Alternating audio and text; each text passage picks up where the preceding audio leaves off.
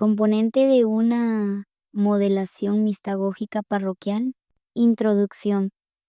Funciones del grupo parroquial, quienes lo integran y su problemática.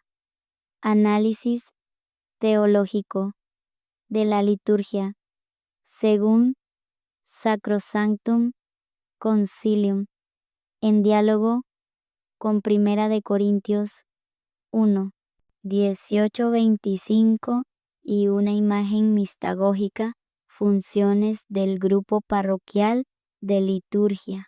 Preparación de las celebraciones. Planificar y organizar las misas dominicales y festivas.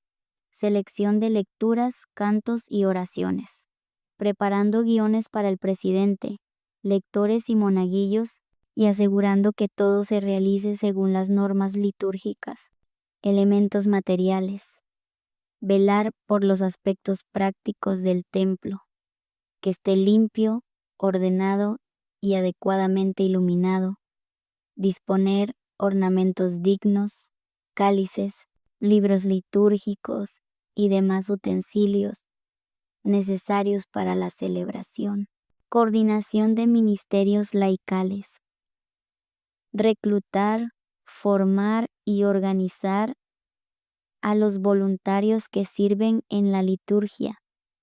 Lectores, acólitos, monaguillos, coro, músicos, ministros extraordinarios de comunión, equipo de acogida, etc., capacitando a cada uno para su función. Formación litúrgica. Proporcionar catequesis y talleres a la comunidad sobre el sentido de los ritos, por ejemplo, a través de moniciones explicativas o charlas previas a las celebraciones para que los fieles comprendan mejor lo que celebran. Animación de la asamblea. Favorecer la participación activa de todos, principalmente los jóvenes, introduciendo variedad en cantos y lectores, evitando la rutina y destacando temas comunitarios en la oración de los fieles, de modo que la celebración refleje las necesidades y gozos de la comunidad. ¿Quiénes lo integran? El grupo parroquial de liturgia lo dirige el párroco, como liturgista por excelencia, y está formado por laicos comprometidos en los diversos ministerios litúrgicos. Normalmente incluyen lectores instituidos o voluntarios, acólitos o monaguillos, cantores y músicos del coro, ministros extraordinarios de la comunión, coordinadores del equipo de acogida y otras personas con responsabilidad en la liturgia. Los miembros suelen ser fieles bautizados y confirmados, de testimonio de vida cristiana evidente. Se valora especialmente en ellos la sensibilidad litúrgica, el sentido de Dios en la celebración, un genuino espíritu de servicio comunitario, sin buscar protagonismo personal y disposición para formarse permanentemente en su ministerio en conjunto. Son miembros estables de la parroquia que trabajan en comunión con el sacerdote para vivificar las celebraciones y la fe de la comunidad. Día. Problemáticas comunes en los grupos de liturgia parroquial. Falta de compromiso. Se observa un desánimo entre los párrocos debido a la falta de compromiso de algunos feligreses en la vida parroquial. Muchos fieles participan modo esporádico y se implican poco en la preparación de las celebraciones. conflictos internos frecuentemente surgen rivalidades o desacuerdos en la formación de coros, ministerios y roles litúrgicos. Estas disputas pueden manifestarse, por ejemplo, en la elección de cantos o el uso de vestuario, lo cual dificultan el trabajo conjunto, desorganización, la carencia de planificación clara es un problema significativo. La falta de calendario de lecturas, celebrantes y ensayos genera improvisación y confusión en las celebraciones. Escasa formación litúrgica. Muchos miembros del grupo conocen poco el significado de los ritos y el simbolismo eucarístico. El Concilio Vaticano y destacó la urgencia de promover una educación litúrgica adecuada para lograr una participación plena, consciente, activa de todos los fieles en las celebraciones litúrgicas. Sin una correcta formación, la participación se vuelve pasiva y mecánica, lo cual contrasta con el deseo de la Iglesia de una participación consciente y activa. Sacrosanctum Concilium e Concilio Vaticano I. Este documento conciliar destacó la urgencia de promover una educación litúrgica adecuada. El Concilio Vaticano I expresó un deseo ardiente de que se lleve a todos los fieles a aquella participación plena, consciente y activa en las celebraciones litúrgicas. Esta enseñanza es fundamental para abordar la escasa formación litúrgica y la participación pasiva o mecánica. Me centraré en profundizar en el fundamento teológico de la liturgia, tal como lo presenta el Concilio Vaticano y en Sacrosanctum Concilium, en diálogo con la Sagrada Escritura y sirviéndonos de la imagen provista como punto de reflexión. La obra de salvación en Cristo y en la Iglesia a través de la liturgia. Comenzamos nuestra reflexión entendiendo la liturgia en el contexto más amplio de la obra salvífica de Dios. Según Sacrosanctum Concilium I, Dios que desea la salvación de todos los hombres. Nos habló de muchas maneras en la antigüedad, pero envió a su Hijo, el Verbo encarnado, en la plenitud de los tiempos.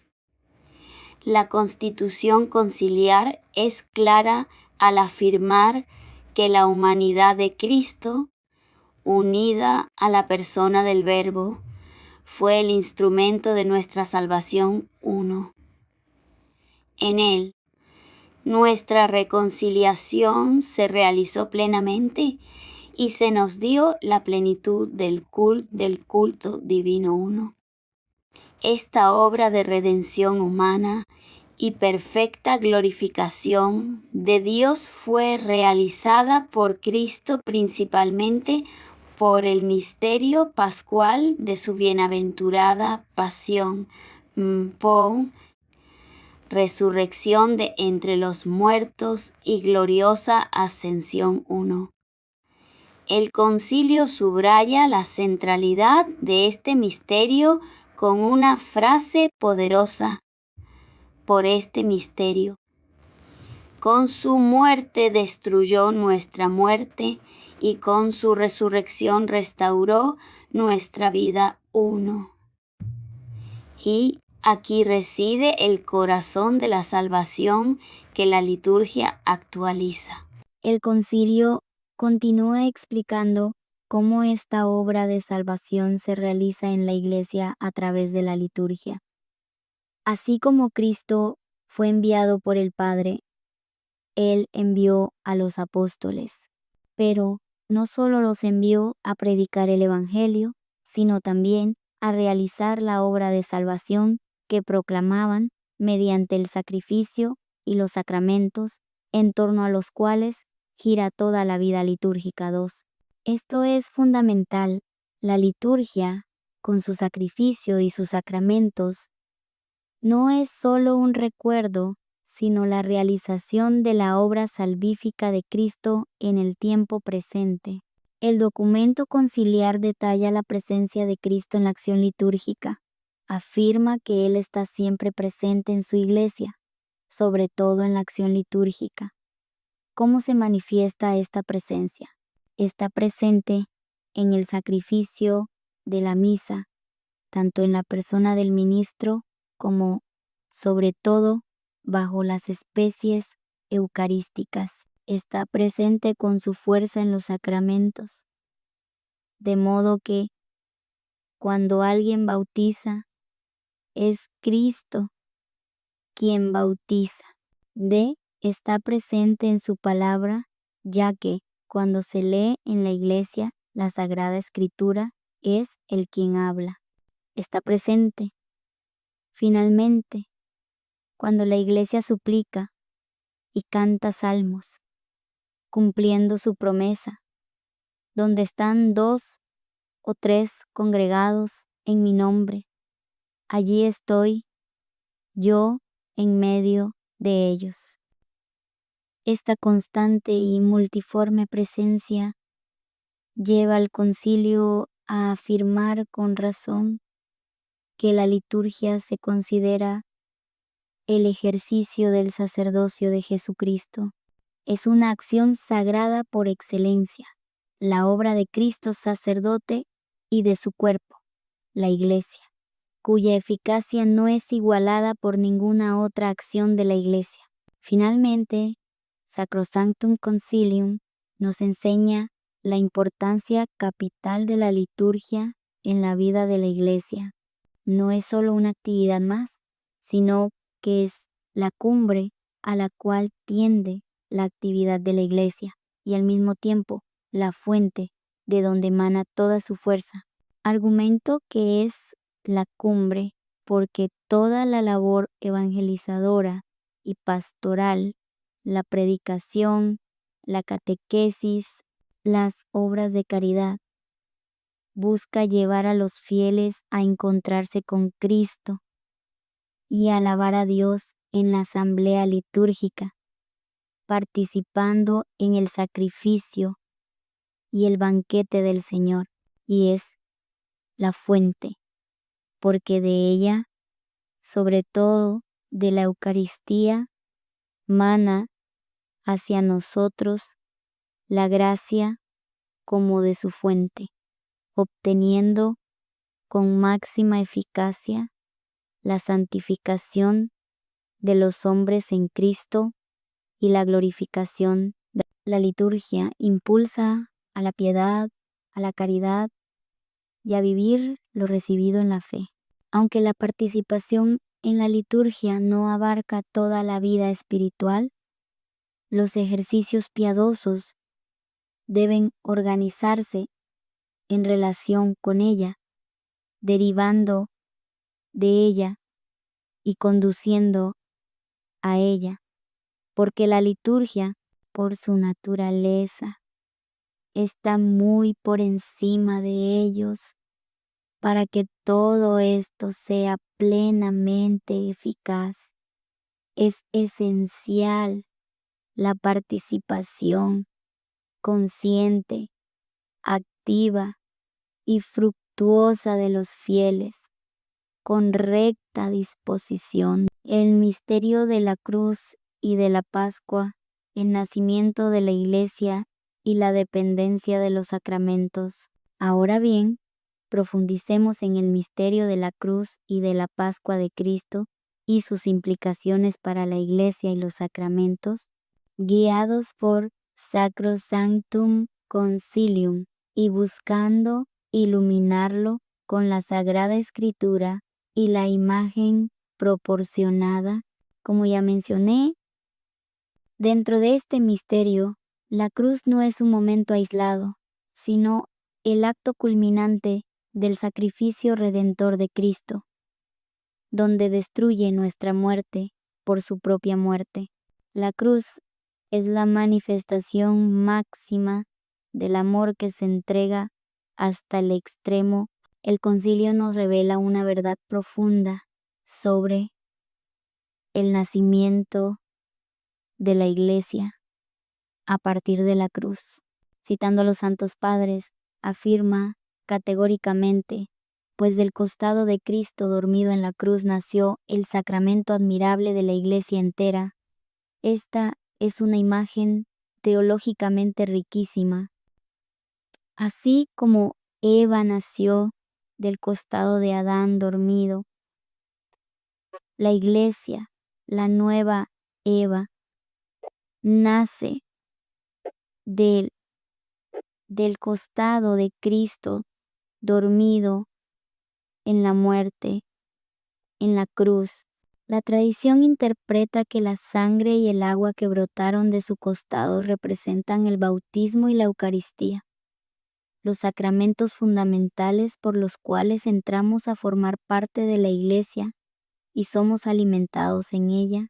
Por tanto, la Iglesia no es simplemente una institución fundada después de la resurrección, sino que brota directamente del sacrificio redentor de Cristo en la cruz. La imagen proporcionada, al representar asumo aspectos de la pasión, muerte o resurrección de Cristo, serviría como un icono para la interpretación. Al meditar sobre ella, podemos visualizar esta realidad. Con la imagen, buscaría señalar los elementos visuales que sugieren esta fuente que emana de Cristo, conectándola directamente con el nacimiento de la Iglesia y la vida sacramental. Esto nos lleva a la cuestión de por qué la Eucaristía y los demás sacramentos están en dependencia de la cruz de Cristo. El concilio nos da la clave. En primer lugar, nos dice que los apóstoles fueron enviados a realizar la obra de salvación, no solo predicando, sino mediante el sacrificio y los sacramentos. Los sacramentos son los instrumentos divinamente establecidos para hacer presente y aplicar la gracia obtenida por Cristo en su misterio pascual. La Eucaristía es el ejemplo supremo, es el sacrificio en el que se hacen de nuevo presentes la victoria y el triunfo de su muerte. Es el banquete pascual, donde participamos del sacrificio de Cristo. La participación más perfecta en la misa es recibir el cuerpo del Señor del mismo sacrificio. Esto significa que la Eucaristía no es un sacrificio distinto de la cruz, sino que lo actualiza y lo hace presente. Su poder y su significado residen intrínsecamente en que es la memoria viva y eficaz del sacrificio de la cruz. Los demás sacramentos también se derivan de este misterio central. El bautismo, por ejemplo, nos injerta en el misterio pascual de Jesucristo. Morimos, somos sepultados y resucitamos con Él. Sacrosanctum Concilium Art 60. Y uno es explícito al afirmar que los sacramentos y sacramentales confieren gracia y reciben su poder del misterio pascual de la pasión, es decir, la eficacia de cada sacramento para santificar a los hombres proviene directamente de la obra redentora realizada por Cristo en la cruz y consumada en su resurrección. Para complementar esta comprensión conciliar, utilizaré los textos bíblicos 1 Corintios 1, 18, 25 y 1 Corintios 12, 12, 1. En Corintios 1, 18, 25 nos habla sobre por qué la palabra de la cruz es necedad para los que se pierden, pero para nosotros, los salvos, es poder de Dios, porque está escrito: destruiré la sabiduría de los sabios y el entendimiento de los inteligentes desecharé.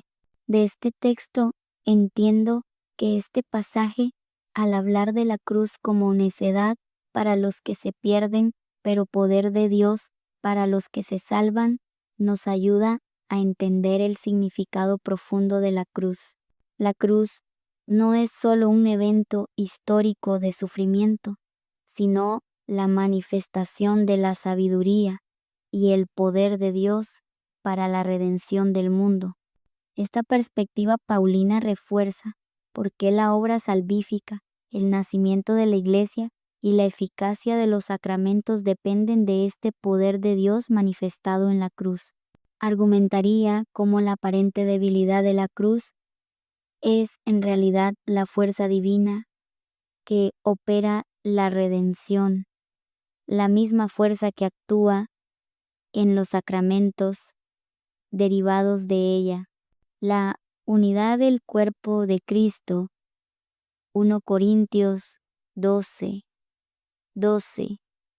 San Pablo en este versículo subraya la unidad del pueblo de Dios, porque así como el cuerpo es uno y todos los miembros, siendo muchos, son un solo cuerpo, resalta que cada miembro tiene un don, pero todos comparten un mismo cuerpo, Cristo.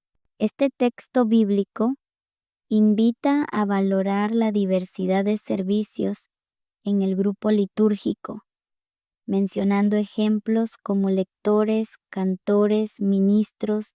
Además, llama a superar divisiones internas, recordando que todos estamos llamados a contribuir al bien común de la Iglesia. En resumen, mi argumentación y análisis buscan establecer la conexión vital entre los tres elementos. Sacrosanctum Concilium proporciona el marco teológico del misterio pascual como acto salvífico central, la fuente y cumbre de la liturgia, la presencia de Cristo en ella, el nacimiento de la Iglesia del costado de Cristo y la dependencia del poder de los sacramentos de este misterio. 1 Corintios 1, 18, 25 y 1 Corintios 12, 12.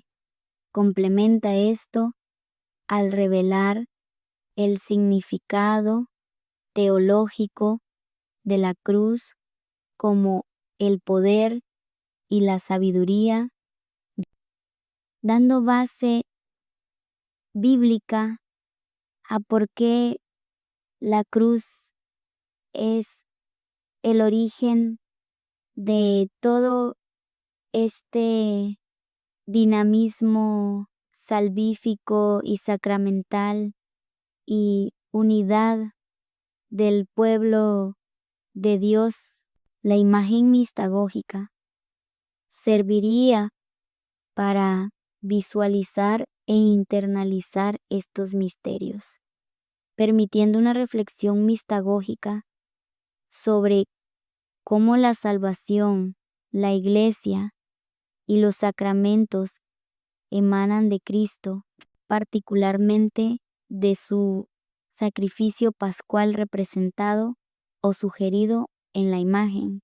Mediante una explicación detallada de estos puntos, relacionando explícitamente los conceptos y citando los artículos relevantes de Sacrosanctum Concilium, buscaré argumentar la profunda interconexión teológica que fundamenta la sagrada liturgia y la vida sacramental de la Iglesia, todo enraizado en el misterio pascual de Cristo, especialmente en su cruz victoriosa.